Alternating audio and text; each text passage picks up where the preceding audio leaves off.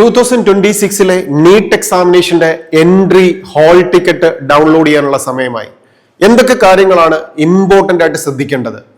ഈ hall ticket ആണ് നമ്മൾ NTA വെബ്സൈറ്റിൽ നിന്നും ഡൗൺലോഡ് ചെയ്യേണ്ടത്. ഹാൾ ടിക്കറ്റിന് 3 പേജസ് ആണുള്ളത്. ഇത് ഫസ്റ്റ് പേജ് ആണ്. ഫസ്റ്റ് പേജിൽ നമുക്ക് ഓരോ കാൻഡിഡേറ്റിന്റെയും ആപ്ലിക്കേഷൻ നമ്പർ, നമ്മുടെ എല്ലാ ഡീറ്റെയിൽസും, കാൻഡിഡേറ്റ് നെയിം, ദെൻ കാറ്റഗറി, ഇതുപോലുള്ള എലിജിബിൾ ആയിട്ടുള്ള എല്ലാ കാര്യങ്ങളും നമുക്ക് ഇതിൽ നിന്ന് മനസ്സിലാക്കാൻ സാധിക്കും. ദെൻ ഈ ഫസ്റ്റ് പേജിന്റെ താഴേക്ക് പോയാൽ ഇത് ഹാൾ ടിക്കറ്റ് ഡൗൺലോഡ് ചെയ്തെടുക്കുമ്പോൾ നമുക്ക് കളറോ ബ്ലാക്ക് ആൻഡ് വൈറ്റോ എങ്ങനെയും നമുക്ക് പ്രിന്റ് ഔട്ട് എടുക്കാം. ടോട്ടൽ 3 പേജസ് ആണ്. ഈ ഫസ്റ്റ് പേജിന്റെ താഴെ 3 കാര്യങ്ങൾ നമ്മൾ ചെയ്യാനുണ്ട്. ഒന്ന്, ഫസ്റ്റ് വൺ, കാൻഡിഡേറ്റിന്റെ ഫോട്ടോ നമ്മൾ പേസ്റ്റ് ചെയ്യണം. പാസ്പോർട്ട് സൈസ് ഫോട്ടോ ആപ്ലിക്കേഷൻ ടൈമിൽ സബ്മിറ്റ് ചെയ്ത ആ സെയിം ഫോട്ടോ ഇവിടെ പേസ്റ്റ് ചെയ്യണം. നമുക്കറിയാം, ഇവിടെ കാണാം ചെറിയൊരു കോളമാണ് ഫോട്ടോ ഒട്ടിക്കാനായിട്ടുള്ള സ്പേസ് തന്നിരിക്കുന്നത്. ആ കോളത്തിന് പുറത്തേക്ക് പോയാലും കുഴപ്പമില്ല, നമ്മൾ ആ ഫോട്ടോ ഇവിടെ ഒട്ടിക്കുക.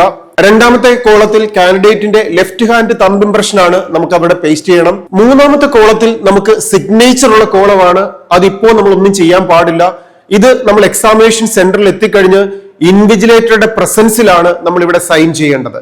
ഫസ്റ്റ് പേജിൽ ഈ 3 കാര്യങ്ങളാണ് വരുന്നത്. ഇനി സെക്കൻഡ് പേജിലേക്ക് നമ്മൾ പോവുക.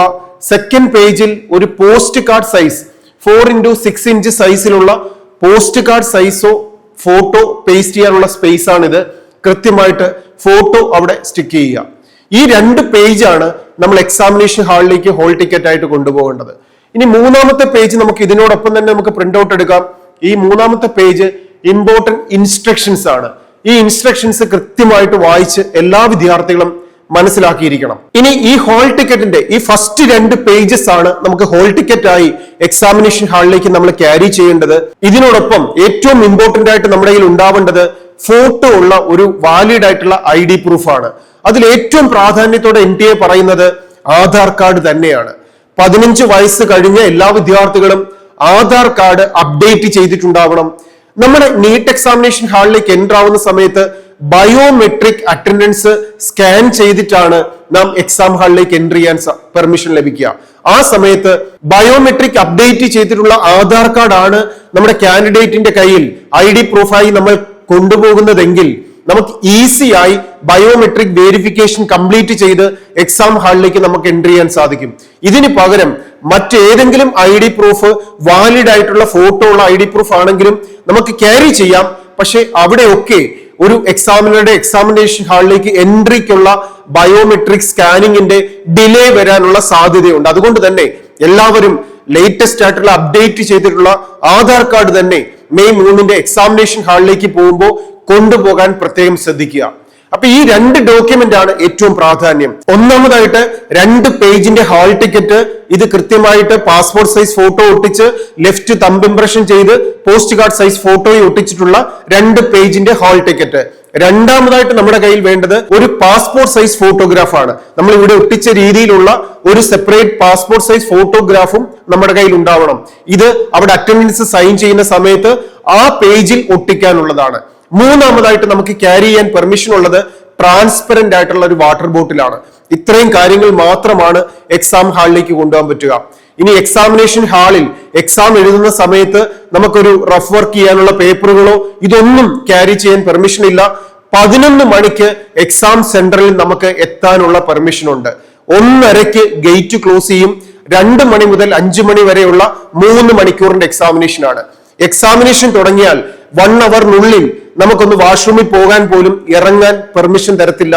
അതിനോടൊപ്പം എക്സാം തീരാതെ 3 മണിക്കൂർ തീരാതെ നമുക്ക് എക്സാം ഹാളിൽ നിന്ന് പുറത്തേക്ക് നമ്മളെ വിടുകയുമില്ല.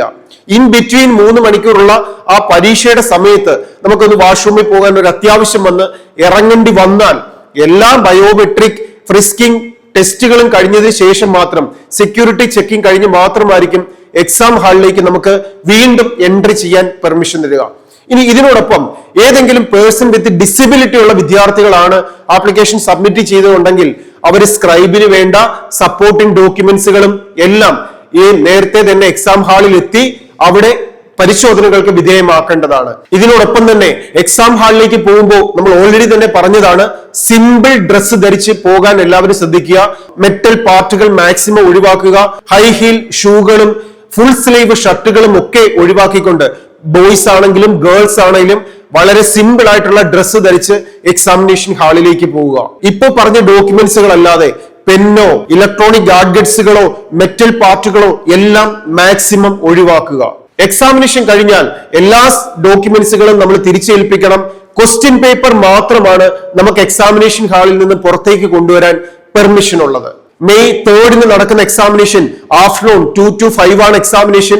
അപ്പൊ ഇനിയുള്ള ദിവസങ്ങളിലെല്ലാം ആ സമയം കൃത്യമായിട്ട് മോഡൽ എക്സാമിനേഷൻ എഴുതി ടൈം മാനേജ് ചെയ്ത് പഠിക്കാനുള്ള കാര്യങ്ങൾ എല്ലാവരും ചെയ്യുക. ഡോക്യുമെന്റ്സുകൾ എല്ലാം കൃത്യമായിട്ട് എടുത്തു വെക്കുക. ഈ ഹോൾ ടിക്കറ്റ് തന്നെ ഓരോ കാൻഡിഡേറ്റിന്റെയും എക്സാമിനേഷൻ സെന്ററിന്റെ കോഡും നെയിമും അതിനോടൊപ്പം ആ സെന്ററിന്റെ അഡ്രസ്സും കൃത്യമായിട്ടുണ്ടാവും. ഒരു ടൗണിൽ തന്നെ സെയിം നെയിമിലുള്ള 2 or 3 സ്കൂളുകളൊക്കെ ഉണ്ടാവാൻ സാധ്യതയുണ്ട്. നമുക്ക് ഫ്രണ്ടിന് എക്സാമിനേഷൻ സെന്റർ കിട്ടിയിരിക്കുന്ന ആ ഒരു പേരിലേക്കല്ല നമ്മൾ പോകേണ്ടത്. നമ്മുടെ എക്സാമിനേഷൻ ഹാൾ ടിക്കറ്റിൽ നമുക്ക് ലഭിച്ചിരിക്കുന്ന സെന്റർ കൃത്യമായിട്ട് മനസ്സിലാക്കി എക്സാം ഹാളിലേക്ക് പോകാൻ എല്ലാവരും വിദ്യാർത്ഥികളും ശ്രദ്ധിക്കുക. ടെൻഷൻ ഒഴിവാക്കുക. പരീക്ഷയ്ക്ക് കോൺഫിഡൻസോടെ എഴുതാൻ ടെൻഷൻ കുറയ്ക്കണം. പരീക്ഷാ ഹാളിലും എക്സാമിനേഷന് പോകുന്ന സമയത്തും ഫുഡുകൾ കഴിക്കുന്ന കാര്യത്തിലും വെള്ളം കുടിക്കുന്ന കാര്യത്തിലും ഒക്കെ വളരെ ശ്രദ്ധയോടുകൂടി നമ്മുടെ കാര്യങ്ങളെ ക്രമീകരിച്ചുകൊണ്ട് നീറ്റിന്റെ എക്സാമിനേഷൻ വളരെ നന്നായി എഴുതാൻ നിങ്ങൾക്ക് സാധിക്കട്ടെ. 2026 നീറ്റ് എക്സാമിനേഷന് 720 മാക്സിമം മാർക്ക് സ്കോർ ചെയ്ത് മെഡിക്കൽ സെക്ടറിലെ ഏറ്റവും മികച്ച ക്യാമ്പസുകളിൽ നിങ്ങൾക്ക് ഓരോരുത്തർക്കും എത്താൻ സാധിക്കട്ടെ. ഇനി എൻട്രൻസുമായിട്ട് ബന്ധപ്പെട്ട് എക്സാമിനേഷൻ ഹാളിലേക്ക് പോകുന്നതുമായിട്ട് ബന്ധപ്പെട്ട് എന്ത് സംശയങ്ങൾക്കും നിങ്ങൾക്ക് വിളിക്കാം. നിങ്ങളെ ഹെൽപ്പ് ചെയ്യാൻ സപ്പോർട്ട് ചെയ്യാൻ ആൽഫ അക്കാഡമി കൂടെയുണ്ട്. All the best.